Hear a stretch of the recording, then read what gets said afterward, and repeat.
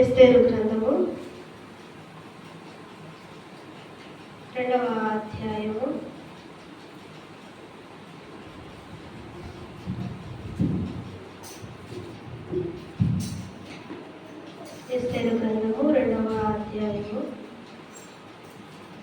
16వ వచనాన్ని మనం చదువుకుందాం. 15 చివరి నుంచి. ఎస్తేరును చూసిన వారందరికీ ఆమె యందు దయ పుట్టెను. హల్లెలూయా. ఈ వాక్య భాగాన్ని మనం చదువుతున్నప్పుడు ఈ 2వ అధ్యాయాన్ని, ఎస్తేరు గ్రంథము ఈ 2వ అధ్యాయం మొత్తం కూడా మనం ధ్యానం చేసినట్లయితే ఇక్కడ ఒక సహోదరి మనకు కనబడుతుంది. ఈ దినము యవనస్తులటువంటి ఆదివారము కాబట్టి యవన బిడ్డల కొరకు ప్రత్యేకమైన సందేశం ఇవ్వబడుచున్నది. ఒక స్త్రీ ఇక్కడ మనకు కనబడుతుంది, ఒక యవన బిడ్డ. ఆమె ఎవరంటే ఎస్తేరు. ఎస్తేరు ఆమెకు తల్లిదండ్రులు లేరండి. ఆమె తన పినతండ్రి అయినటువంటి మొర్దెకై యొద్ద జీవిస్తుంది. మొర్దెకై ఏం చేశాడంటే ఆమెను దత్తత తీసుకొని ఆమెను పోషిస్తూ, కాపాడుతూ, భద్రపరుస్తూ ఉన్నాడు. ఎస్తేరు ఆమె ఏం చేసిందంటే, ఆమె తన పినతండ్రి వారు ఇశ్రాయేలు దేశంలో ఉండేవారు. ఇశ్రాయేలు దేశంలో నుండి చెరపట్టబడి బబులోను దేశానికి వాళ్ళు ఇక్కడ బెన్యామీనుడు అయినటువంటి కీషుకు పుట్టినటువంటి బబులోను రాజు అయినటువంటి నెబుకద్నెజరు రాజు వారిని ఏం చేశారంటే వారిని చెరపట్టబడి తీసుకువెళ్ళారు. దేవుని బిడ్డలారా, చెరపట్టబడినప్పుడు ఎస్తేరు తన పినతండ్రి కూడా బబులోను దేశంలో జీవిస్తున్నప్పుడు అహష్వరోషు అనే రాజు అక్కడ పరిపాలన చేస్తున్నాడు. ఏ రాజు అండి? అహష్వరోషు అనే రాజు బబులోను దేశమును పరిపాలన చేస్తున్నప్పుడు ఆ రాజుగారు ఒక పెద్ద గొప్ప విందు చేయించాడంట. ఏం చేయించాడు? విందు చేయించాడు. ఆ విందులో తన రాజ్యం గురించి, తన ప్రజల గురించి మాట్లాడుతూ అనేక దినాలు ఆ రాజ్యసభలో గడిపి ఉన్నారు. గడిపిన తర్వాత ఒక 7 దినాలు విందును ఏర్పాటు చేశారు. ఆ విందు ఘనముగా జరిగించి పేదలకేమి, గనులకేమి, అల్పులకి, గొప్పవారికి అందరికీ కూడా విందు చేయించిన తర్వాత విందు చాలా ఘనంగా జరిగిందండి. విందు ఘనముగా జరిగిన తర్వాత తన భార్య అనేటువంటి వష్టిను, అహష్వరోషు భార్య పేరు ఏమిటండి? వస్తి. ఆ వస్తిను తన ప్రజల ఎదుట, అనేకమైనటువంటి రాజుల ఎదుట కనపరచాలని రమ్మని కబురు పెట్టి పంపించాడండి. పంపించినప్పుడు వస్తి ఏం చేసిందంటే తన రాజు యొక్క మాటను ధిక్కరించింది. నేను రాను అని తెలియజేసినప్పుడు రాజు ఆగ్రహానికి గురయ్యామే, ఆమె రాజ్యం నుండి తీసివేయబడింది. ఆ సందర్భంలో జరుగుతున్నటువంటి ఈ యొక్క సన్నివేశం అన్నమాట. అప్పుడు రాజు ఏమంటాడంటే, ఇదిగో ఈ నగరంలో ఉన్నటువంటి, రాజ్యంలో ఉన్నటువంటి కన్యకలందరినీ మీరు పిలిపించి నా కొరకు ఒక ఆమెను సిద్ధపరచమన్నప్పుడు ఎస్తేరు కనబడుతుందండి. దేవుని బిడ్డలారా, ఆమె ఎవరండి? ఎస్తేరు. ఆమె పేదరాలు. ఆమె చెరకు వచ్చింది. ఆమె వేరే స్థలం నుంచి స్థలానికి తీసుకొని వచ్చబడింది. అయినప్పటికీ ఆమె ఎలా ఉందంటే, దేవుని బిడ్డలారా, ఆమెకి ఎలాంటి అలంకరణ అవసరం లేదు. దేవుని యొక్క అలంకరణ కోసం ఆమె ఎదురు చూస్తుంది. అంటే ఎస్తేరును చూసిన వారందరికీ ఏం పుడుతుంది? దయ పుడుతుంది. ప్రస్తుత దినాల్లో మన బిడ్డలను చూస్తున్నప్పుడు ఎవరికైనా దయ కలుగుతుందా? మన బిడ్డలను చూస్తున్నప్పుడు ఎవరికైనటువంటి జాలి కలుగుతుందా? దేవుని బిడ్డల తల్లిదండ్రులుగా ఉన్నటువంటి మనకే మన బిడ్డల మీద దయ కలుగుతుందండి. వారు ఒక్కొక్క సందర్భంలో మన మాట వినలేదనుకోండి, వారు ఏం చేస్తాం? కోప్పడతాం. వారిని ఏదో ఒకటి అంటూ ఉంటాం, తిట్టడమో కొట్టడమో చేస్తూ. కానీ ఎస్తేరుని ఎవరైతే చూస్తున్నారో తన పినతండ్రి ఎంత పెరిగింది కదండి. అంటే దేవుని బిడ్డగా పెరిగిన ఆమె ఎలా ఉన్నదంటే దయ పుట్టే విధముగా ఉన్నది. ప్రస్తుత దినాలలో మన బిడ్డలు ఎలా ఉన్నారో ఒక్కసారి ఆత్మ పరిశీలన చేద్దాం దేవుని బిడ్డగా. మన బిడ్డ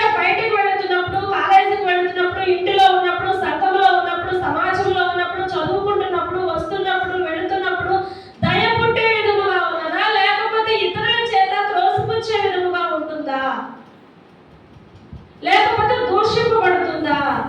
దేవుడు ఈ మధ్యాహ్న సమయంలో నీతో నాతో మనందరితో మాట్లాడుచున్నాడు. ఎస్తేరును చూసిన వారికి దయ కలుగుతుంది, నీ బిడ్డలను చూస్తున్నప్పుడు దయ పడుతుందా అని దేవుడు ప్రశ్నిస్తున్నాడు. దేవుని బిడ్డలారా, అలా దయ పుట్టాలంటే నువ్వేం చేయాలి? దేవుని యొక్క మార్గంలో నీవు నడిపించాలి. హల్లెలూయా, హల్లెలూయా. చిన్న వయసు నుంచి నీ బిడ్డల్ని ఏం చేయాలంటే దేవుని సన్నిధికి నడిపించాలి. అప్పుడే దేవుని యొక్క వాక్యాన్ని వారు నేర్చుకొని దేవుని యొక్క మాటకు లోబడి దేవుని యొక్క మార్గంలో నడుస్తూ తల్లిదండ్రులకు, బిడ్డలకు, అదేవిధంగా సంఘానికి, సమాజానికి, పెద్దవారికి గౌరవం తెచ్చే విధముగా వారు బ్రతుకుతారు. దేవుని బిడ్డలను ఎప్పుడు దేవునిలో ఉన్నప్పుడు, దేవునిలో ఎప్పుడైతే ఉండదో వారు త్రోసివేయబడతారు. తల్లిదండ్రుల చేత వారు ధిక్కరించబడతారు, సమాజం చేత, పెద్దవారి చేత వారు ధిక్కరించబడతారు. దేవుని బిడ్డల ఇక్కడ ఎస్తేరు పరదేశం నుండి వచ్చినటువంటి ఎస్తేరు ఆమె రాజు యందు దయ కలిగినదిగా ఉన్నది. హల్లెలూయా. ఈ సమయంలో నీవు ఎలా ఉన్నావు? దేవుని దృష్టిలో దయ కలిగే విధముగా ఉన్నావా? దేవుడు నిన్ను చూస్తున్నప్పుడు, నిన్ను పరిశీలన చేస్తున్నప్పుడు, ఆయన సన్నిధికి నీవు వస్తున్నప్పుడు, నీ కుటుంబంలో నీవు ఉంటున్నప్పుడు, అదే విధముగా నువ్వు పనిచేస్తున్న చోట నిన్ను చూసిన వారందరికీ నువ్వు దయ కలిగే విధముగా నీవు ఉంటున్నావా? ఆత్మ పరిశీలన చేసుకున్నా. నీ ప్రవర్తన ఎలా ఉన్నది? దేవుని బిడ్డలారా, ఇక్కడ ఎస్తేరును చూసిన వారందరికీ మొదటిగా మనం జ్ఞాపకం చేసుకున్నట్లయితే ఆమెకి ఏం కలుగుతుందంటే దయ పుడుతుందండి. దేవుని బిడ్డలారా, దయ కలుగుతుంది. మనము కూడా మన కుటుంబంలో ఉన్నప్పుడు తల్లిదండ్రుల మాట వింటే, ఎవరి బిడ్డలారా మీరు తల్లిదండ్రుల మాట వినాలి. విన్నప్పుడు వారికి ఏం కలుగుతుందండి? తల్లిదండ్రులకు దయ పుడుతుంది మీ మీద. దేవుని యొక్క మాట నీవు ఉన్నప్పుడు దేవునికి ఏం కలుగుతుంది? నీ మీద దయ పుడుతుంది. టీచర్స్ యొక్క వారి యొక్క మాటకు నీవు గౌరవించినప్పుడు నీకేం కలుగుతుంది? నీ అధికారులు ఎదుట వారి మాటని విన్నప్పుడు ఏం కలుగుతుందంటే వారికి నీ మీద దయ పుడుతుంది. కాబట్టి నువ్వేం చేయాలంటే ప్రతి విషయంలో కూడా దేవుని యొక్క మాటకు లోబడినట్లయితే నీవు దయ పొందే విధముగా ఉంటావని ప్రభు పేరట మనవి చేస్తున్నాం. ఇక్కడ మనం జ్ఞాపకం చేసుకున్నట్లయితే యేసుక్రీస్తు వారు దయ పుట్టే విధంగా ఉన్నారు. హల్లెలూయా. యేసుక్రీస్తు వారు మనం జ్ఞాపకం చేసుకున్నట్లయితే ఆయన 33.5 సంవత్సరములు ఇక్కడ జీవించి ఉన్నారండి. 33.5 సంవత్సరములు ఈ లోకంలో ఆయన జీవిస్తున్నప్పుడు మనుషుల దయలో, దేవుని దయలో వర్ధిల్లుచున్నాడు. హల్లెలూయా. ఏం చేస్తున్నాడు? వర్ధిల్లించబడుతున్నాడు. అనేక మంది ఈ చిన్న వయసు బాలుడండి ధర్మశాస్త్రాన్ని ఈ విధముగా బోధించుతున్నాడని అనేక మంది చెప్పుకొనుచున్నారు. దేవుని బిడ్డలారా, జ్ఞాపకం చేసుకోండి. అలా మరియమ్మ గారు అతన్ని పెంచింది. దేవుని బిడ్డలారా, నీవు నీ బిడ్డలను ఎలా పెంచుతున్నావు? దయ పుట్టే విధముగా పెంచుతున్నావా? తల్లిదండ్రులకు ప్రశ్న వేసుకున్నావు. నీ బిడ్డలను చూస్తున్నప్పుడు పెద్దవారు వారు దయ పుట్టే విధముగా ఉన్నదా? జ్ఞాపకం చేసుకున్నాం. దేవుని బిడ్డలారా, సమూయేలు రాసినటువంటి 2వ పత్రిక 22వ అధ్యాయము 26వ వచనాన్ని చదువుకుందాం. మన పరిశుద్ధ గ్రంథం నుండి సమూయేలు రాసినటువంటి 2వ పత్రిక, సమూయేలు గ్రంథము 22వ అధ్యాయము 26వ వచనాన్ని చదువుకుందాం. దయగలవారి ఎడల నీవు దయ చూపించుదువు, యథార్థవంతుల ఎడల నీవు యథార్థవంతుడుగా నీవుందువు. హల్లెలూయా. దేవుడు తెలియజేస్తున్నాడండి, దయగల వారి ఎడల నీవు దయ చూపిస్తావు. ఈ మధ్యాహ్న సమయంలో నీవు దయ కలిగి ఉన్నావా ఇతరుల పట్ల? ఎవరినైనా మన ఇంటికి వస్తే దయ చూపిస్తున్నామా? ఎవరైనా సహాయం కొరకు వస్తే వారి మీద దయ కలిగి వారికి సహాయం చేస్తున్నామా? ప్రస్తుత దినాల్లో దయ అనేది కొరతైపోయింది. దేవుని బిడ్డలారా, ప్రస్తుత దినాల్లో దయ అనేది దూరమైపోయింది. కానీ దేవుని వాక్యము సెలవిస్తుంది, ఎవరైతే దయ కలిగి ఉంటారో వారి ఎడల నువ్వు దయ చూపించడం. యేసయ్య దయ చూపిస్తాడు. నువ్వు ఎప్పుడైతే దయ చూపిస్తావు ఇతరుల పట్ల ఎట్లా దయ కలిగి ఉంటావు? మాట విషయంలో, సహాయం చేసే విషయంలో, ప్రార్థన చేసే విషయంలో, నీ స్నేహితులకు, నీ తోటి వారికి, నీ బంధుమిత్రులకు నీకు కలిగిన సహాయములను చేసినట్లయితే దేవుని దృష్టిలో, మనుషుల దృష్టిలో నీవు ఎలా ఉంటావంటే దయ పొందే విధముగా ఉంటావు. నువ్వు దయను కొనుచున్నావా? ప్రస్తుత దినాల్లో భయంకరమైన దినాలు వచ్చేసింది ప్రియ దేవుని బిడ్డలారా. ఇటీవల కాలంలో వరదలు, ఎక్కడ చూసినటువంటి యుద్ధాలు జరుగుతున్నవి. దయను దేవుడు కోరుకుంటున్నాడు. నువ్వు దయ చూపించినట్లయితే, అందుకే దేవుడు వాక్యం సెలవిస్తుంది, నువ్వు ఏదైతే విత్తుతావో అదే పంటను నువ్వు కోస్తావు. నువ్వు మంచి అనే విత్తనాన్ని విత్తితే నువ్వు మంచి అనే పంటను మాత్రమే నువ్వు కోయగలవు. నువ్వు దయా అనే విత్తనాన్ని వేస్తే నువ్వు దయా అని ఇతరుల ద్వారా నువ్వు పొందగలుగుతావు. దేవుని బిడ్డలారా, ఎస్తేరు దయ పొందిన సహోదరిగా కనబడుచుంది. యవ్వన ప్రాయంలోనే ఆమెకి ఎలాంటి అలంకరణ కూడా చేయట్లేదండి ప్రియ దేవుని బిడ్డలారా. ఇక్కడ 15వ వచనంలో మనం చూసినట్లయితే, షడ్నుడైన హేగే నిర్ణయించిన అలంకారము కాక మరి ఆమెకి ఏ అలంకారం ఆమె కోరుకోలేదండి. రాజు యొక్క గృహానికి అనేక మంది యవ్వన బిడ్డలు తీసుకున్నప్పుడు వారు ఏం చేస్తున్నారంటే సుగంధ ద్రవ్యాలు రాసుకుంటున్నారు. హేగే నిర్ణయించిన కంటే ఇంకా అధికమైనటువంటి అలంకరణ చేస్తున్నారు. ఎందుకు? రాజుకు నేను భారీగా కావాలని అందరికి ఆశ ఉంటుంది కదండి. నేను రాణి అవ్వాలని, నేను మంచి స్థితిలో ఉండాలని ప్రతి ఒక్కరికి ఆశ ఉంటుంది. కానీ ఎస్తేరు ఎలా ఉందంటే దేవుని యొక్క దయ పొందింది కాబట్టి ఆమె తగు మాత్రం అలంకరణ చేసుకొని హేగే ఏదైతే నిర్ణయించి ఉన్నాడో అదే అలంకరణ ఆమె అంగీకరించి ఆమె తనను తాను తగ్గించుకొని ప్రార్థన చేసుకొని రాజు యొద్దకు వెళ్ళినప్పుడు ఆమె యందు దయ కలిగింది. హల్లెలూయా. నీవు దేవుని యొద్దకు వచ్చేటప్పుడు ఎలా ఉన్నావు? నీ ప్రవర్తన ఎలా ఉన్నది ప్రియ దేవుని బిడ్డలారా? నీ యొక్క ఆలోచనలు ఎలా ఉన్నవి దేవుని సన్నిధికి వస్తుంటే? నీ మనసు ఎలాంటి మనసుతో వస్తున్నావు? పలుపులపై విధమైనటువంటి మనసులతో వస్తున్నావా? ఆలోచనలతో వస్తున్నావా? దేవుని స్తుతించాలని వస్తున్నావా?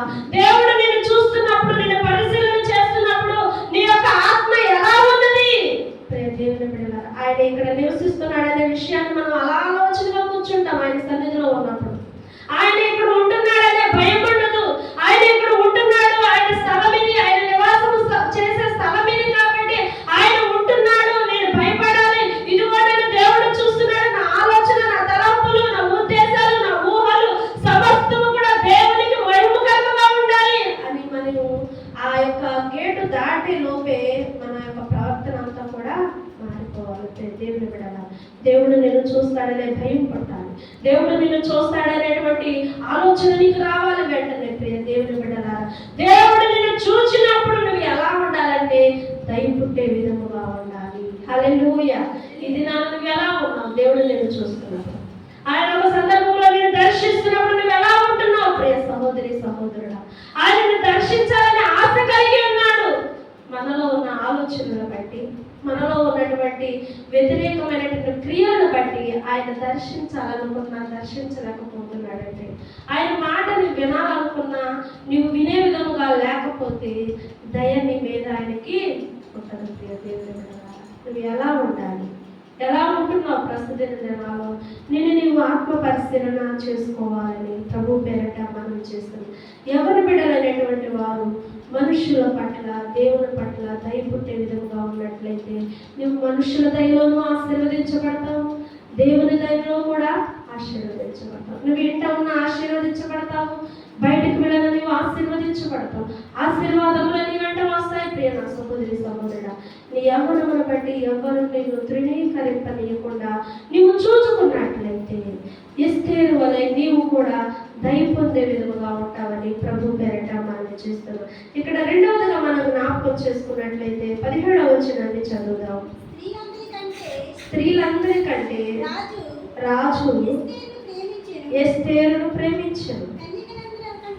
కన్యకలందరికంటే ఆమె అతని వలన దయాదాక్షిణ్యమును పొందెను.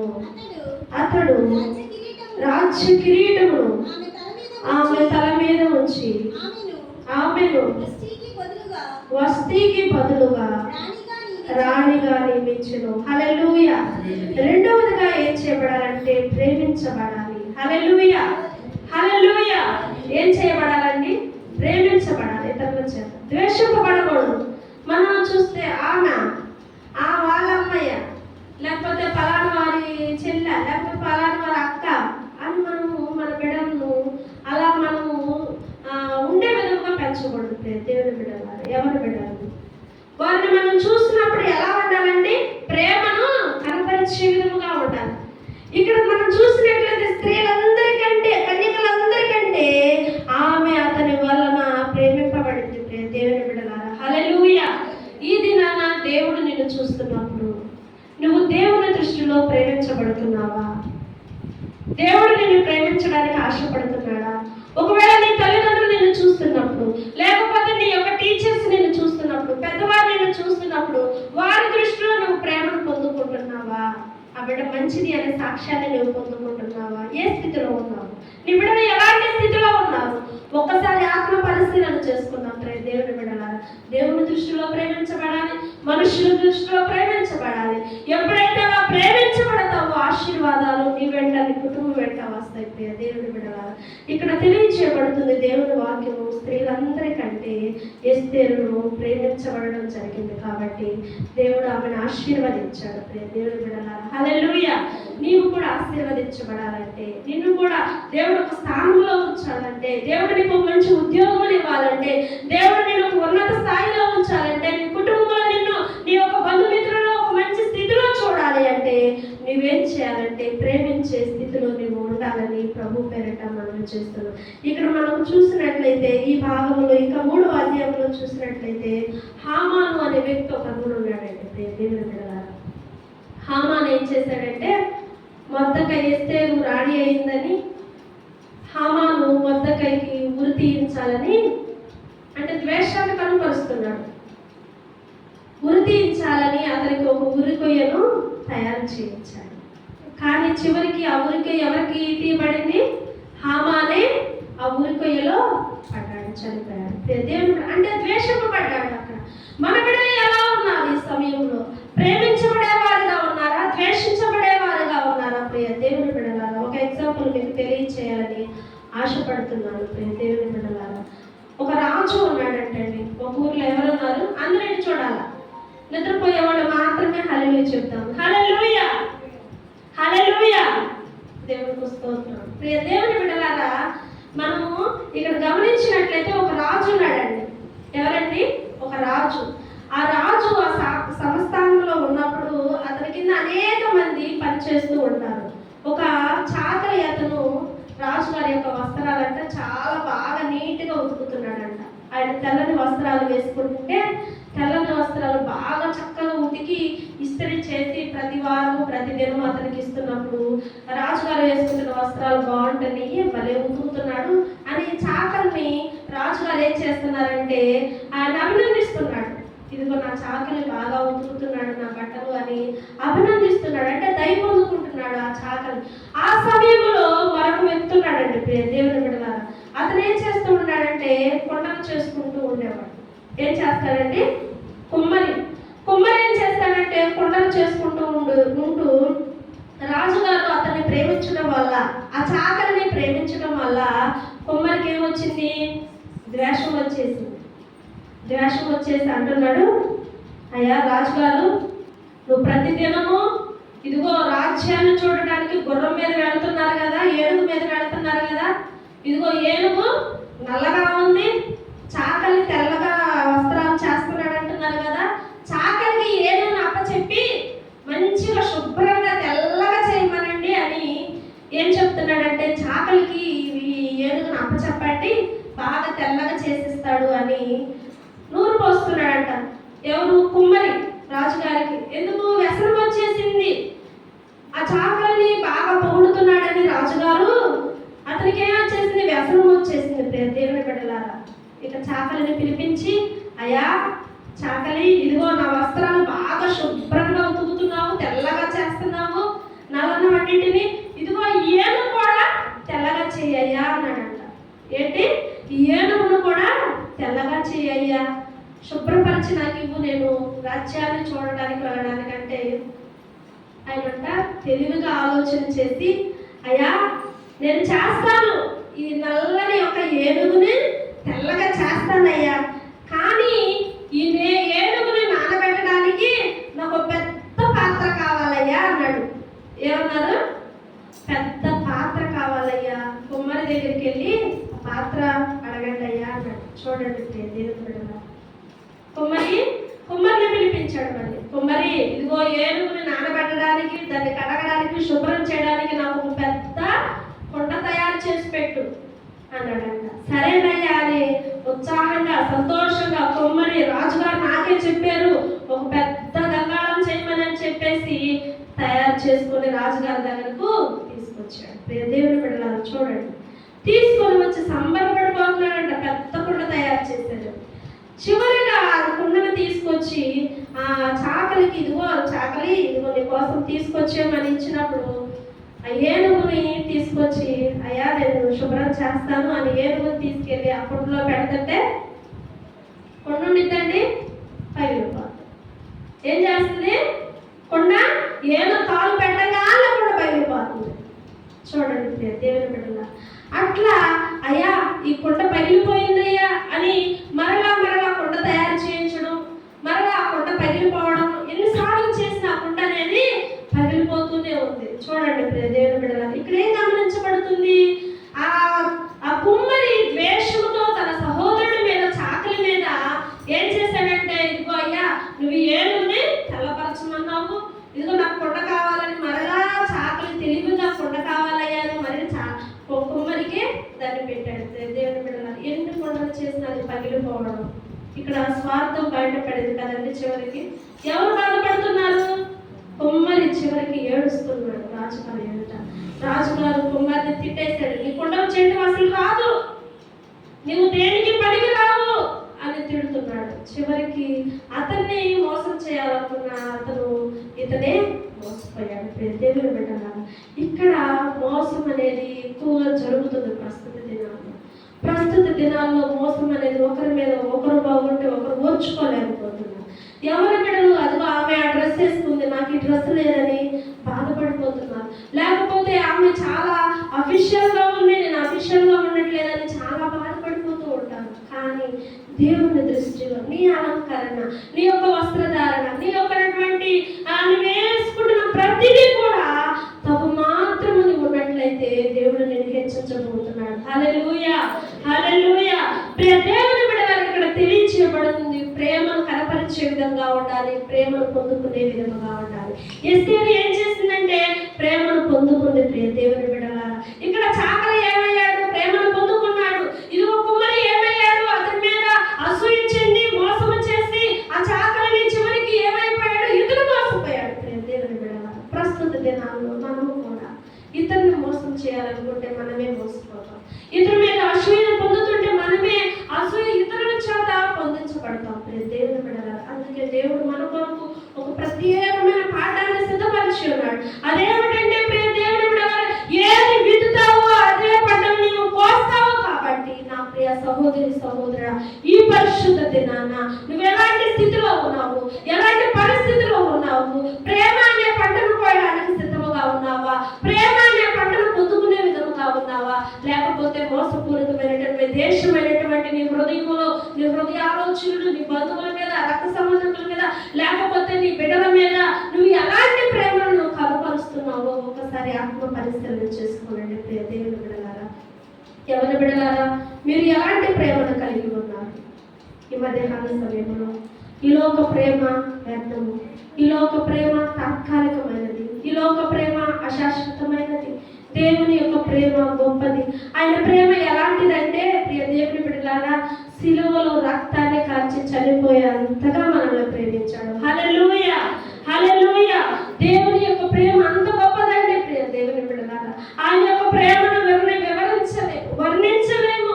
దానికి మనము ఎంత చెప్పుకున్నా కూడా తక్కువే. దేవుని బిడ్డలారా, ప్రస్తుత దినాల్లో మన యొక్క ప్రేమలు ఎలా ఉన్నాయి అంటే ఏదో కొద్దిగా ఎవరికైనా సపోర్ట్ చేస్తే, లేకపోతే ఇతరుల పట్ల ఇప్పుడు ఎక్కువగా లవ్ ఫెయిల్యూర్స్, చనిపోవడము, లేకపోతే స్టడీస్లో ఇలా చాలా చాలా ఇబ్బందులు. ఇహలోక ప్రేమ ఏమిటంటే అది అశాశ్వతమైనది కాదు. కాబట్టి ఎవరి బిడ్డలు చాలా జాగ్రత్తగా ఉండాలని దేవుని వాక్యం సెలవిస్తుంది. ఎగ్జాంపుల్గా మనం చూసినట్లయితే సంసోను యొక్క జీవితం ఎలా ఉందండి? సంసోను నాజీరు చేయబడినటువంటి వాడు. సంసోను దేవుని యొక్క బిడ్డ. ఆ బిడ్డ ఎవరి బిడ్డగా ఉంటున్నప్పుడు దేవుడు ఆ బిడ్డను తన యొక్క పరిచయం వరకు పిలుచుకున్న బిడ్డ ఏం చేశాడంటే డెలీలా యొక్క వ్యామోహంలో పడిపోయి తన యొక్క రహస్యాన్ని తనకు తెలియజేసి చివరికి ఏం పొందుకున్నాడు? పొందుకున్నాడు. దేవుని బిడ్డలారా, అంటే ఈ లోక ప్రేమ ఏం చేస్తుంది? ఈ లోక ప్రేమ దేనికి పనికిరాదు, వ్యర్థమైనది ప్రేమ.